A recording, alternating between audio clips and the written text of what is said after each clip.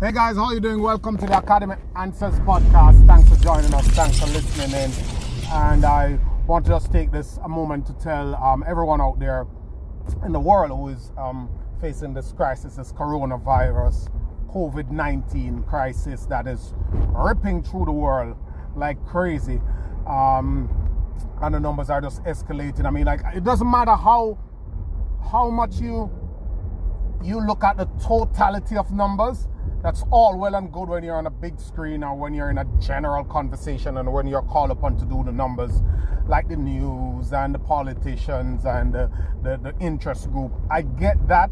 That's how they have to report it. That's how it goes. That's what's, it is in terms of numbers. I believe in numbers. I love maths. I understand the importance of maths. But look here. When something is killing 5,000, 10,000 people, when something is killing 200 people in one day, that's a huge thing. That's a big deal. It's a killer pandemic. It's a killer disease. It is really bad. It's a terrible virus. People are dying. People are dying. It's highly contagious. People are ending up in the hospital in droves. People are ending up on respirators. People are on respirators for 21, 30 odd days. It is a bad thing. Don't listen to the numbers and compare it about, 200,000 people are infected, 500,000 are infected, only 20,000 are hospitalized, only 15,000 die, only 20,000 dies. Look, people are dying. These are lives. Economies come back, countries come back, cities come back, but lives don't come back. And they are loved ones, they are breadwinners, they are somebody loved them, they are icon, they are motivated, they are leaders for somebody. So when we lose lives, it's never a good thing. It doesn't matter how you spin it. It doesn't matter how you spin it. It's a bad thing because it is a killer thing. It's killing people. People are dying and people are getting sick. Okay, so I'm really expressing my sympathy and just my plea, my impassionate plea to be careful out there and act as if it is something that if you get it, it will hurt you or kill you, because it is that type of disease. And one of the two things that about it that spooks me out, that's really, really, really bad, is that the incubation period is 14 days. That means it's lingering in your system for 14 days, 10 to 14 days before signs start to come up. During this incubation period, you can transmit it. The other thing about it, it is showing signs that some people are carriers, meaning you might not be experiencing a lot of symptoms, but you have the disease and you go around people, you have the virus, you go around people, you give it to them, they have a worse case of it, they have critical cases, they die. That's horrible. So those two things are really, really sore points for me. Now, on this question today, if I'm just getting to the podcast, because this is really trying times, and we have to pull together, we have to care about each other, and we have to do what we can do to stop the spread of the virus. Yesterday, I walked up to the store. There's a line to go into the store because in New York, they're letting in like 10 people in a building at any particular point in time. So 10 to 15, and then they let in another set. So I'm there standing outside, and this guy looked like a supervisor. He walked out the building. There was a napkin on the ground, a piece of napkin, a used napkin on the ground, and he walked out the building, stooped, picked up the used napkin with his bare hands, picked up the napkins with his bare hands, tossed it in the bin, walked back to beside the guy who was monitoring the traffic coming into the store, stuff his hands in his pocket, they're rubbing his hands together, totally. He never used anything to pick it up. He never went to the bathrooms immediately. Just picked up that used napkin at the front and went on doing what he was doing. That is what I mean when I say we must take care of others. There's this also, and I mentioned one other thing before I get into the question. There's this policy that the Jamaican government came up with, that he said if you are 60, I think 50 and older, or 55 and older, I remember the exact age, but elderly folks, you cannot come out. You must stay in. You're mandated to stay in, and your employer is mandated to pay you if you're working. I hear the governor of New York going over back and forth about hospital beds, stemming the flow, doing this and that. I went into the pharmacy yesterday, and the lady that was serving me cannot be under 75, probably is 80. She was at the self-checkout machine. Almost her knee, her forehead is almost touching her knee. She's totally bent over, helping people at the machine. These people shouldn't be out there, because if a disease hit them, it's a wipeout. There's a 99% chance that it's done. They can go home. Employers must let them go home, or employees, you cannot appeal to employers for this thing. The state should have mandated that employers don't keep them on the workforce, and if they can't pay them, if the employer can't pay them, the state must send them money. Period. That's a simple, straightforward strategy. I need to call the office of the governor to talk to somebody about this, because I don't want to sit out here complaining and not calling to find out what's going on. So I'm going to do that. Anyway, we are talking about many fallout in the economy, and someone say, what are the challenges facing small businesses, why they don't grow, and why they can't withstand pressures like these? Because he thinks that a good friend of his has a very viable small business that he has had for many years, and now has seen this crisis and is struggling to ride out 2 weeks, is struggling to ride out 3 weeks, and he's wondering, and he's looking around and saying, hey, many of these small businesses go through the same thing.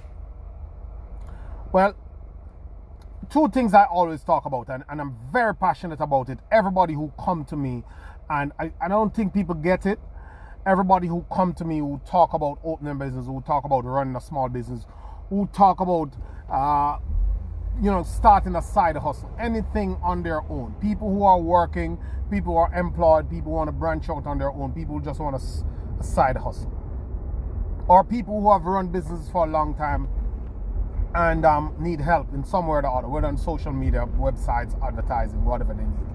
If they ever reach out to me, people who talk to me, and I get a bunch of these people talking to me and asking me questions. And the first thing I always say, whether you're starting, whether you are in and you're trying to scale, you must get an education. While you reach, if let's say you jump at the opportunity and you're biased towards action, while you reach for your checkbook, while you reach for your credit card, while you reach for your business plan, while you reach for that lease to get that place, to open that store, whatever you do, as you reach for that, ensure that you're making a concerted effort to get the knowledge just the same. As aggressive as you are to get the business going, you must be aggressive to get the knowledge going. We have so many people who want to wing business. You want to run a business that's going to bring in more revenue than a doctor who spent 10 years learning this craft. You get to that level where you actually do it, but you can't sustain it, or anything can throw you off your game because you still have not decided that you need to invest some time in educating yourself about business, how your business works, how other people scale your business, how to manage staff, how to manage cash flow, how budgeting is done, how your cost of sales work, how your profit and loss work, how your line items work. You fail to stop to get the education about this thing, to read the book, to go to the seminar, to go back to the class, to do the course. That is the greatest pitfall. I see people spending millions of dollars, hundreds of thousands of dollars, thousands of dollars getting started on projects, and they have never done anything in business before. They don't know anything about their numbers. They don't know anything about business. They don't know anything about industry. And they fail miserably. And then they say they're unlucky, or boy, it never worked out for them, or something went bad, or it's someone else's fault. You cannot take the approach that you will figure it out. Not because you can get a lease or buy a property or build a store, find a supplier to give you goods, or you have a skill where you can cook, you can fix shoes, you can fix phones. Not because you can put all those elements together mean you have the business piece all figured out. Look, it is not a shame. It is not a shame, because the doctor, the lawyer, the CEO, the multinational companies, the managers, the sales executives, the insurance people, the plumbers, the mechanics, whoever they are, weren't born doing the thing that they're doing. They had to learn it. You and I learned to walk. When we were born, we couldn't even hold up our heads. We poured on ourselves. We had to learn these things. It's the golden nugget. That is the golden bit. You must learn what you are doing. Pick up a book. Set aside time to understand it from a higher level. Otherwise, you will be just working for your business, working in a business you have. You will be self-employed and not own a business. And that's two different things. It is the worst thing to be self-employed, because you get burnout, you don't know anything about what's happening, and you are vulnerable. You sit on a fragile base. You lose your business overnight. There's a laundry list of people who have been in business for 10, 15, 20 years, 30 years, and wake up one morning and it's all gone, it's burned, it's disappeared. Not because conditions go bad, but because they don't understand what they're doing, and they never stop to understand what they're doing. It has happened to me 20 odd times. What did I just say? It has happened to me 20 odd times. I've gone out there in business. I thought what they taught me in school was enough. It was woefully inadequate. And you see guys everywhere, online and offline, winging stuff, not leveling up stuff, not doing the right thing, because they are making an income, and income is working now. And not realizing that the foundation that they're on, the systems that they have, are full of loopholes and are vulnerable. Small businesses must realize that. Find out all you need. What is the system? What are the staffing? Find out what the successful, solid companies have, and what successful, solid entrepreneurs do, how they diversify their income, how they sell their businesses, how they move on, how they invest in other things, how they manage their cash flow, how they manage their staff, how they run their businesses. Not everybody have these skills. If you don't go out there and develop these skills, intentionally seek these skills and this knowledge and learn it, you are setting yourself up for really, really tough times. First thing. The next thing, it is easy. I don't have to go forever. Second thing, find a model.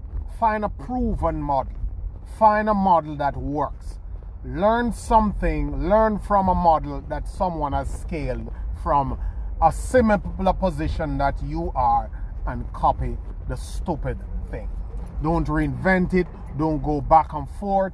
Just copy it and do it. If there's a guy who is selling smoothies, if there's a guy who is fixing computers, if there's a guy who's running a variety shop and he's taking it to a chain of stores, a chain of restaurants, a chain of tech companies, follow him. Ask what he did. Learn from him. Pay him for coaching and do what he did. Don't reinvent the wheel. Don't get in your head. Don't get into ego. Just think about it on a wider scale. I remember this time when we were doing this company and we were OEM producing a wine from a supplier. So he was doing his own business. And by OEM, I mean he was making the stuff. We printed our label, give it to him, and then it was our own brand. So he was doing his brand alongside making stuff for ours. So we went to him once and said to him that, hey, tell you what, we realized that it would be difficult for you to keep up with your demand. Get your lawyer, let's sit at the table, not us, we're going to write you an agreement, you get your lawyer, go to somebody, we pay for the cost, let's sit at the table and work out a joint venture agreement. We take your company 50-50. We're going to make it to X. We're going to give you a payout. We're going to value it now. We're going to buy it all. And then you still own 50% of it. We're projecting that the revenue will double, triple in a year. And then in 5 years, this will be no longer a $1 million company, probably be an $8 million company. You already would have gotten paid. You already own half of it. He couldn't let go. He didn't want to do that because he was not savvy enough to understand that 100% of 100 is much less than 50% of a million. What do I mean? His company was valued as about 250,000. He had 100% of that 250,000. He had the headaches. He couldn't grow. He couldn't scale it. He didn't know what to do. 250,000. We were giving the guy the $250,000, paying him out for it, and still owning half of the company, still have him owning half of it. So he gets whatever revenue, however he wants, same way, plus a salary. He wouldn't take that because he didn't understand that, look, I'll have my 250 and suddenly I'll be valued at 500, and then in a couple of months I'll be at $1 million and it would grow. He's hogging on to it because of ego, and he's not a true entrepreneur. He's just a self-employed person who has his pride wrapped up in his invention. Listen, if you do that, if you don't have a proven system, or if you can't scale, if you don't know what you're doing, you're not going to win. I see so many people dropping the ball in business. And I'm not telling you this because I am this almighty of businesses. I'm just telling you this because I've made the mistakes. Thinking that you know it all, not understanding what you don't know, and not realizing that there are proven models out there. And if you can grab one of these models and duplicate them, then you can take the burden of the business off your back. 90% of small businesses unnecessarily are being run on the owner's back. Unnecessarily. Because what they're trying to protect in a couple of dollars, they're leaving the money on the table tenfold. So they don't want to pay out a salary of 20,000. They don't want to get a commission guy and let them bring sales to 100 and give the guy 20% of it. And because of that, they're keeping 20 and they're losing 150 every month. And they don't have any clue what they're doing. And they don't know how to diversify. And they make a chuckload of money because they probably run up into a good location. And they make that money, and they get into personal stuff with it, and they do all type of crazy stuff with it. And in 2 years, some competitor come and wipe them out, and they have no cash flow, they have no cash left, they can't diversify, they haven't scaled, they don't have any strength to compete, they weren't advertising, they don't have a brand. So small businesses must learn business. Learn business, 1. 2, learn the business you're in. 3, understand that you need a proven system to follow. And 4, build a brand. Build a brand. Build your brand by producing content. What do I mean by producing content? Giving people value. Teach. This is the information age. Information is the commodity. Get out there, be in people's news feeds. Attention is the holy grail of business, of sale. Be in people's newsfeed, be on their social media profiles, be in their emails. Teach them stuff, add value, stay at the forefront of their mind. If you make shoes, send out content about shoes. If you make dresses, send content out about dresses. If you make smoothies, if you make lunches, send out content every day about this thing. That's how you build brand. That's what the big companies do. That is why I'm telling you to follow a proven system. Stop listening to what they say and start to watch what they do. Get integrated into wider society. contribute to charities, contribute to government causes, build your name, your brand, your awareness. And that is what the longevity of brands mean. Products and companies fail. Brands don't fail. A good brand is a good brand. It's the hardest thing to fail. I shouldn't say brands don't fail, but brands will brand is the last thing to fail. A brand is always good. It's a company and a structure around a good brand that fails the brand.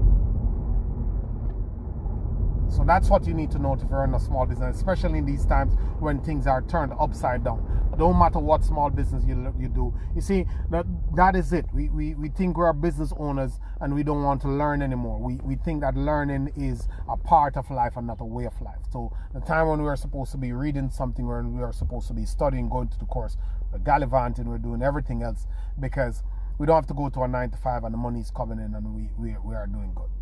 But that is so fleeting and that doesn't sustain. Open your eyes, my friends.